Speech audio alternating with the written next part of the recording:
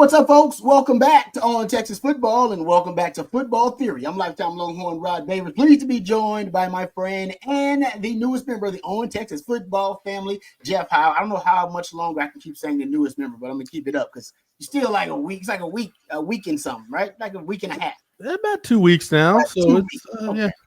I think I'm in the office. I know where the bathroom is now. So we're getting acclimated. I'm gonna go with that for at least another week or so, just for those who don't know. By then, everybody should know. Boom, he's a full-fledged member of the On Texas Football family. But happy to have Jeff part of Football Theory. I've been talking Football Theory with Jeff for a long time, but now we get to do it with you guys. Obviously, let's thank our sponsor first and foremost before we continue our conversation. Football Theory is brought to you by accomplished Austin realtor Laura Baker. Laura and the Andy Allen team at Keller Williams can handle all of your real estate needs in the Austin area. Laura is not only a diehard Longhorn fan, but a longtime Austin real estate expert. So please give her a shout today. 512-784-0505. That's 512-784-0505. Thank you very much to Laura Baker and her team for being a part of our team. And also you can reach out via email there, Laura at andyallenteam.com. You can reach out to them as well there as well. So we appreciate them sponsoring the the show here, Football Theory, and we appreciate them being a part of the On Texas Football family. All right, we'll get to a lot of different things here on the show. I say a lot, but there will be pretty much 2 topics, but I think we'll expand on those topics and end up hitting a lot of different data points. I want to talk about motion in Sark's offense. I've been obsessed with it. It's a conceptual signature for Sark, but he builds on motion with a lot of other concepts and cheat codes that I want to talk about. We'll get to what kind of a new thing that I've started tracking just this season. And I got to go back and track it for maybe 2021, 22, and 23. They might take me a while. But multi-motion plays, and I think I've coined this phrase. I haven't heard it anywhere else. Multi-motion plays are plays with multiple players shifting or motioning on the same play, or a play with one player shifting and motioning multiple times. All right, and I call them multi-motion plays, and I got some numbers on those as well that we'll get to. And so we'll talk offense. We're going to talk defense as well. Jeff wants to get into the diversity of the defense now, and with Johnny Nansen coming on and PK seeming to be kind of expanding his palette, if you will, as a defensive coordinator, we're starting to see a lot more variety on defense, and I think that's really going to help them be able to maximize a lot of that talent they have on the defense side of the ball. So we'll talk some defense as well. But Jeff, let's start with motion. I've been obsessed with it in Sark's offense. It's truly a conceptual signature.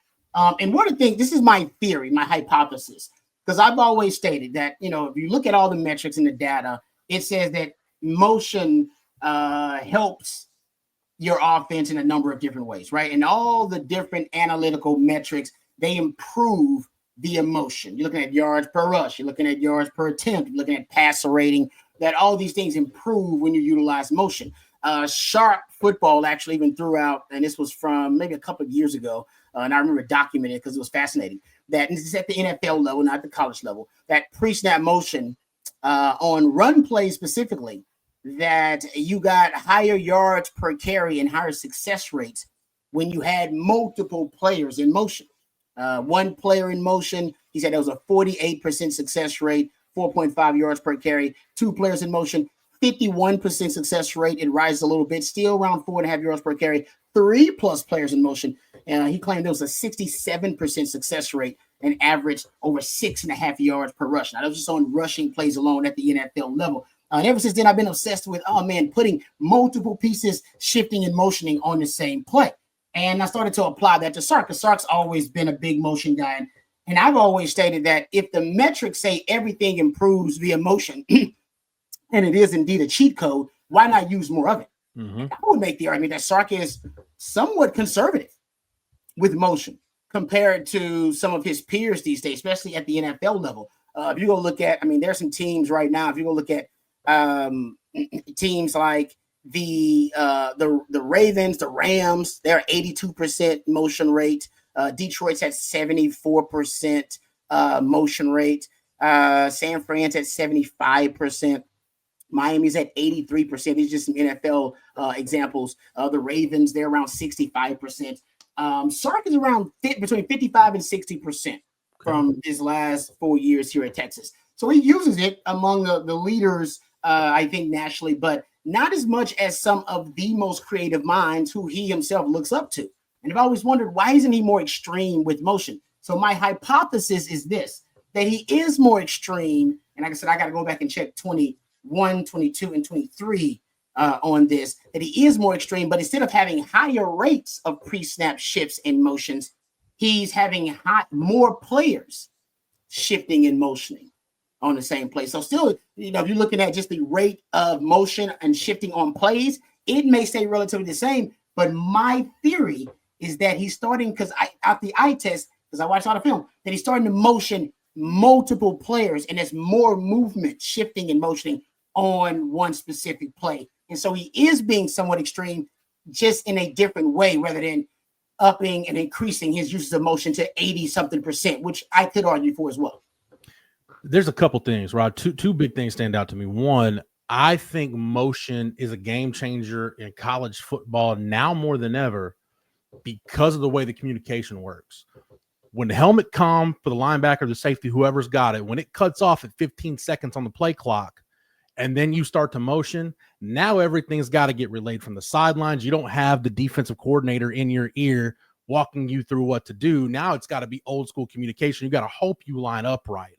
Yeah. So I think motion becomes it's a difference maker at that point. It really gives you an advantage if you can do it within 15 seconds on the play clock to make the defense. First off, they showed you their hand. Now the advantage is all you if you're using motion after that point, because you know what you're doing. The defense doesn't. The defense is reacting to you. So I like that standpoint of it. The other thing to me is a stat that you started to track a few years ago, and I love it, something that I try to pay attention to, targets to motion.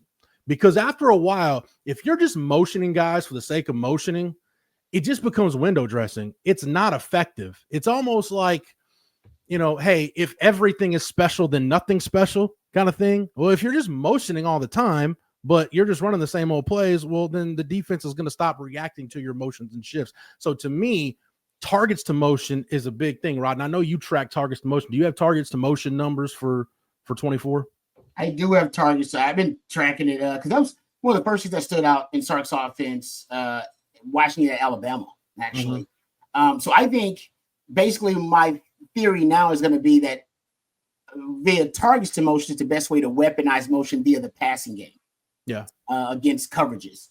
And I think multi-motion from the stats, like I said, it actually seems, and I gave you the stat that from Sharp Football earlier, that it may benefit the run game more so than the pass game on multi-motion plays. Okay, so let's get into this. So targets to motion. Last season, and like I said, I went back and I've been tracking this since 2021.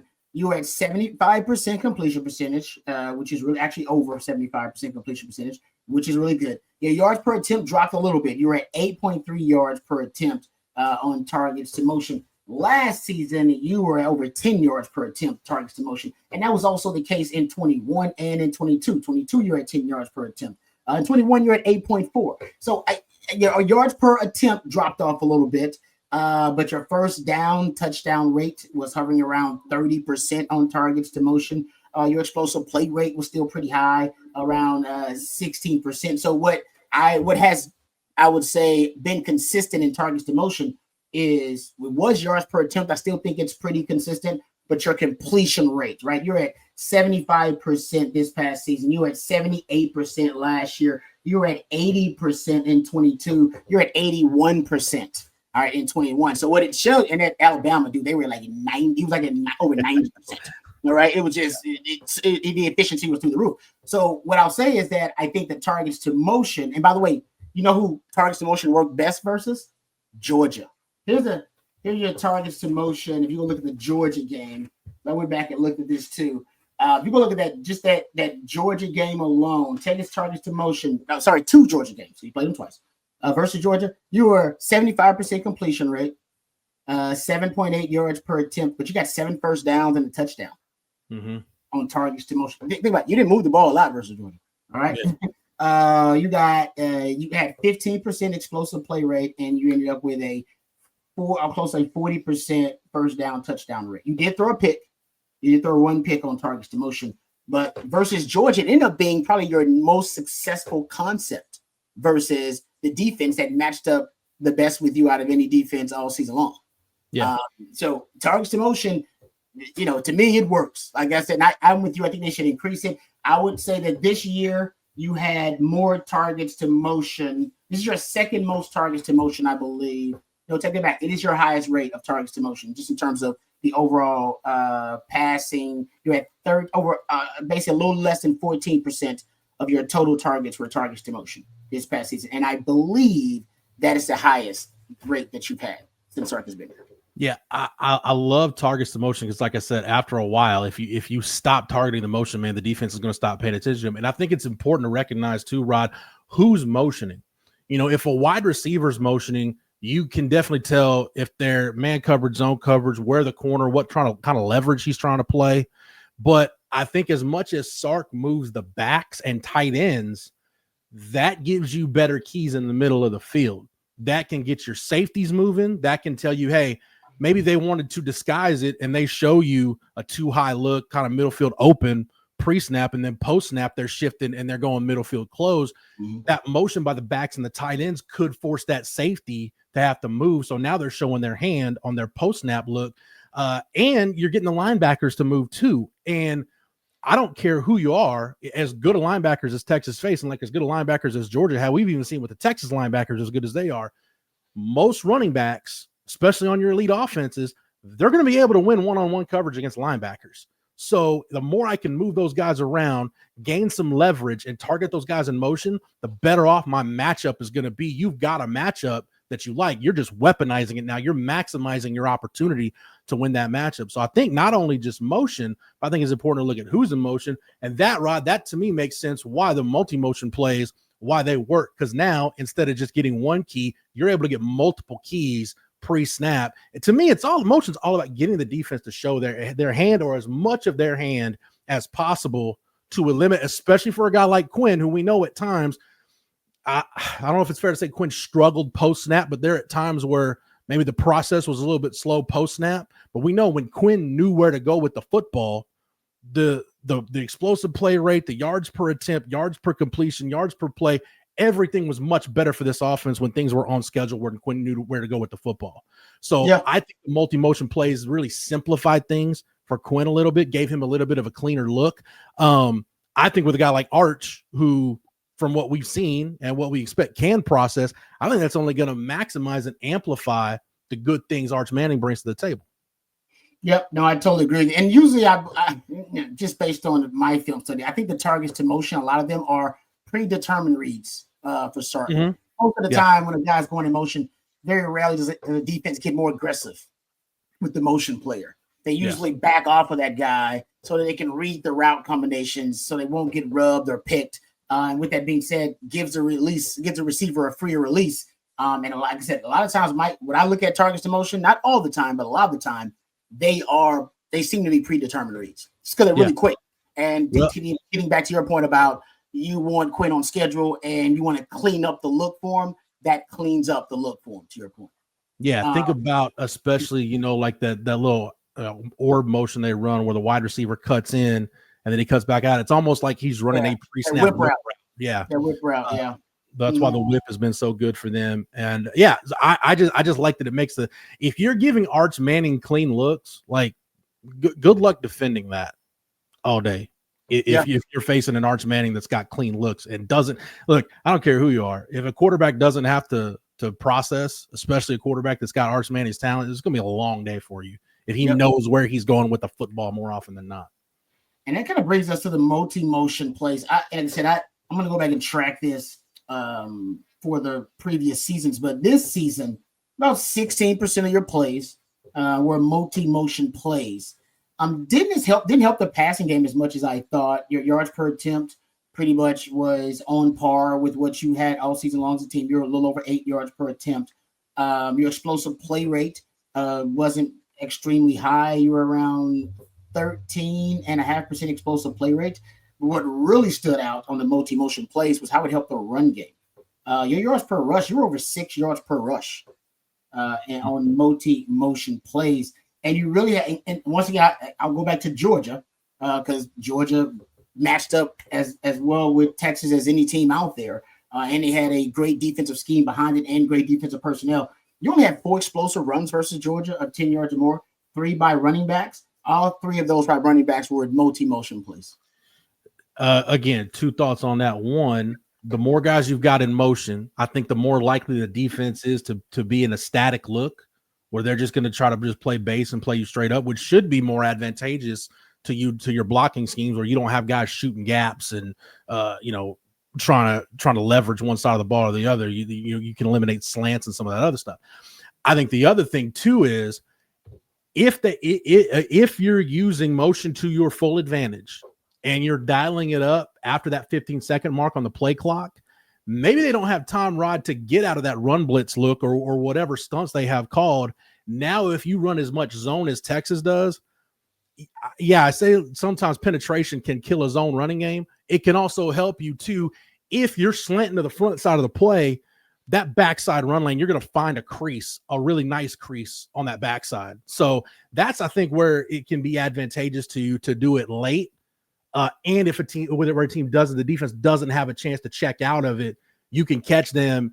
Suddenly they blitz looked at, the blitz is going to blow up the play. No, they're going to blitz right into the front side of our play, and it's a zone play. So our running back's going to crease on the backside. So instead of just burying his head and trying to get 2 or 3 yards, it's an explosive run cutting into the backside.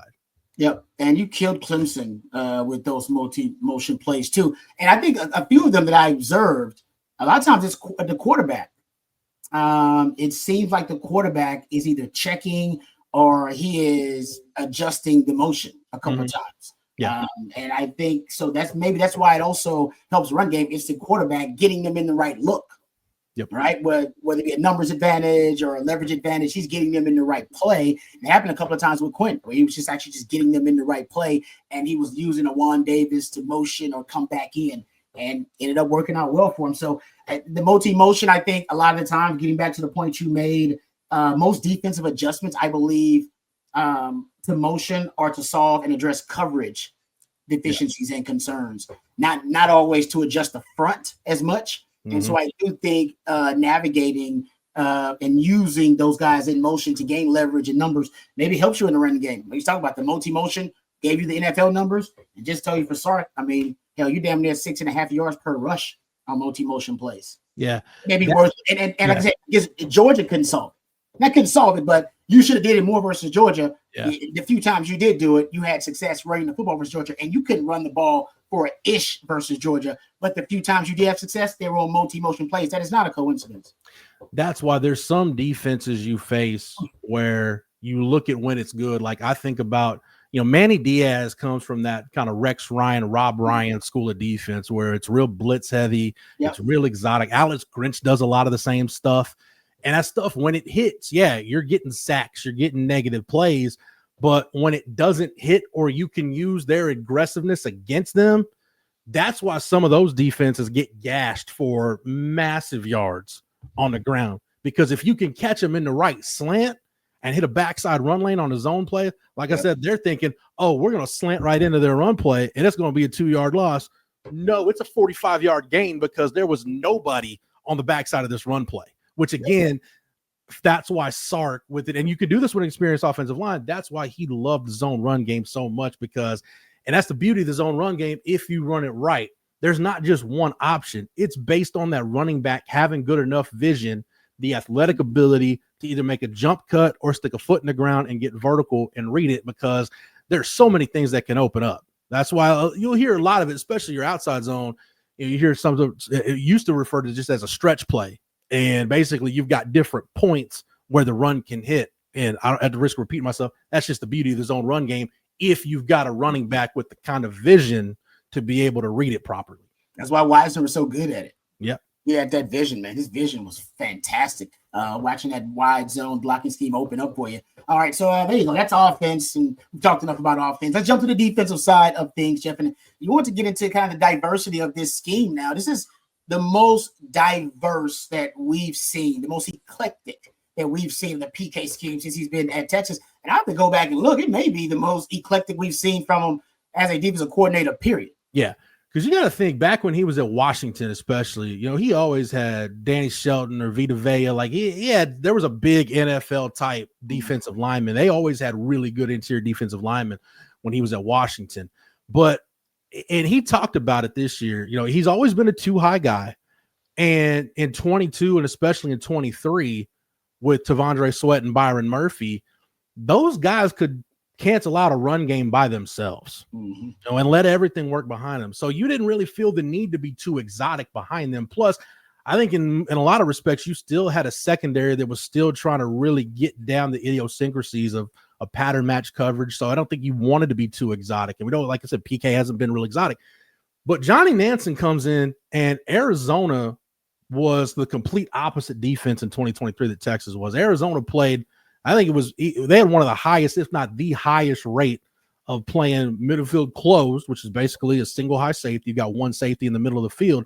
They played about as much open field close as any defense in the country. And we saw how aggressive that Arizona defense was. So Johnny Nansen brings that in, and it came in at a good time because, as we've heard PK talk about it, with losing Sweat and Murphy, they didn't know how much of a drop-off they were going to have against the run, but they knew they couldn't just rely on two guys canceling out opposing run games by themselves, especially going to the SEC where you're going to face bigger, better, more physical offensive linemen and, in theory, better run games, even though, Rod, we talked about it for years, the Big 12 is a really good running conference. Yeah. But I digress. That's another argument for another day. But you look at it now, as they played more single high safety, I think that does a couple of things. One, we talked yesterday on our live stream about, hey, we got a question. Hey, what do you do with Michael Taft? If you want to play more man coverage, what do you do with Michael Taft? Well, if Michael Taft is the middle field safety, that's one way to not only hide him in man coverage sometimes, but it plays to his strengths where he can play over the top and be a ball hawk, because I don't think we give him enough credit for the really good ball skills he has. Number two, it allows you to devote more bodies to the run, but you can also, we've seen them stunt more. We've seen them do a lot more things out of the single high look, getting that Johnny Nansen influence. And Rod, I think as PK's gotten more comfortable playing middle field closed, now you're expanding it even more, which we saw against Ohio State. They're playing some more three high. I think that was the tip of the iceberg. I really think that's the next evolution, is being a middle field closed defense, but now you can play three high. You can have more blitzes. You can do so many different things. And you're really going to need it this year, because if you were worried about the drop off from Sweat and Murphy to Collins and Broughton and then Lole and Norton, you're probably really worried about it now, where you've got two newcomers in Travis Shaw, Cole Brevard, actually three with Hero Canoe, Alex January, who didn't play much last year, and then the Melvin Hills is a redshirt, and then the two true freshmen. So you're really going to need help devoting more bodies to the run. I think you could do that if you play more middle field close, and at least PK got a test run on doing more of that last year. Yeah, I totally agree. PK has shown that he's very willing and accepting of other ideas and very progressive, and I think it's helped him out a ton. He was very receptive to Gary Patterson's influence when Gary Patterson kind of showed him the cliff notes of the ecosystem of the Big 12. I think he had a little miscalculated when he first got there, but once he figured it out about these hybrid spread schemes, as you call them, Jeff, yep. They weren't a problem for PK. And you're right. I think necessity is also the mother of invention. You got the Nansen influence, which was great.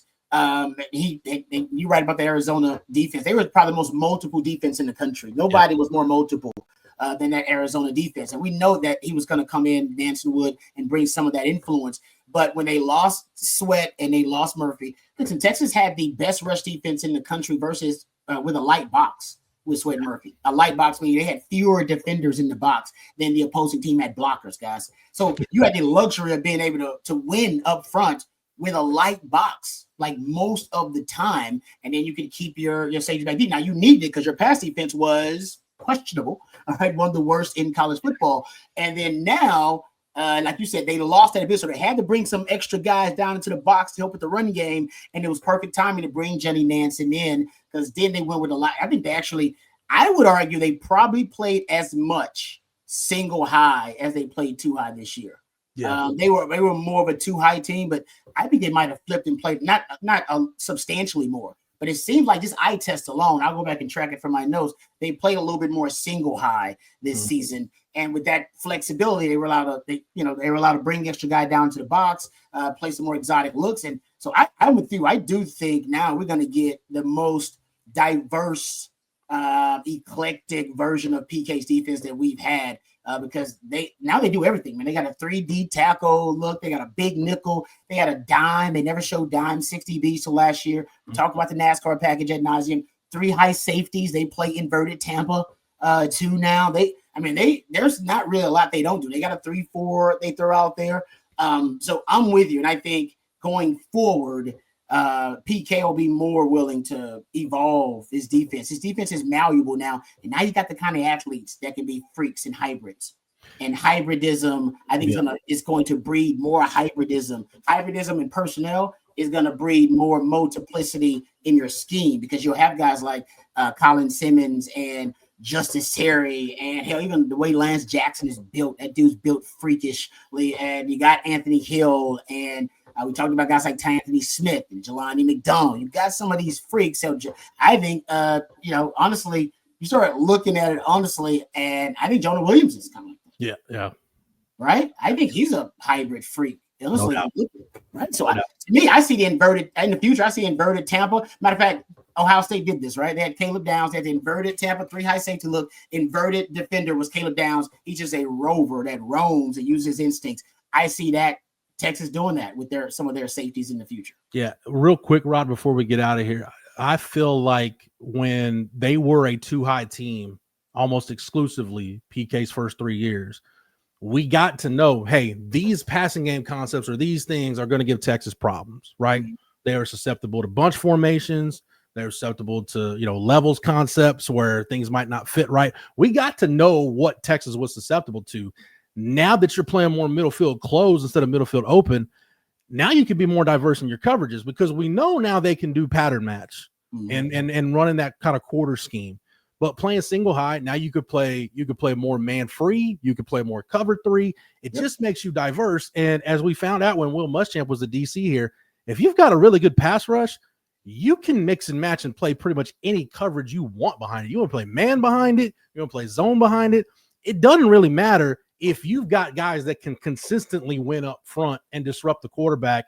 You can kind of do whatever you want if you have the ability to, and now they should have the ability to. Yep. And I think the next stage is they'll start playing more man coverage with those single high looks. They're 113th in man coverage rate last season, 117th in press coverage rate last season.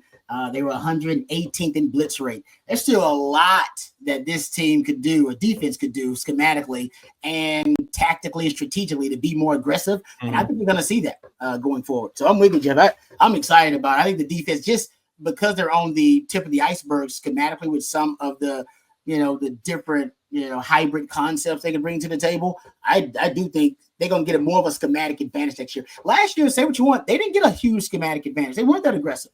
Right. In terms of some of the things they did. I think they're going to get more of a schematic advantage as they start to hybridize and maximize and weaponize some of these athletes. All right, let's thank our sponsor, Laura Baker, before we end the show Football Theory here. Football Theory brought to you by accomplished Austin realtor Laura Baker and the Andy Allen team at Keller Williams. They can handle all of your real estate needs in the Austin area. Laura is not only a diehard Longhorn fan, but a longtime Austin real estate expert. So please give her a shout today at 512-784-0505. That's 512-784-0505. So thank you very much to Laura Baker and her team for being a part of our team here at On Texas Football and sponsoring Football Theory. I really appreciate it. And really appreciate you as well, Jeff. Thank you for all of your knowledge and expertise.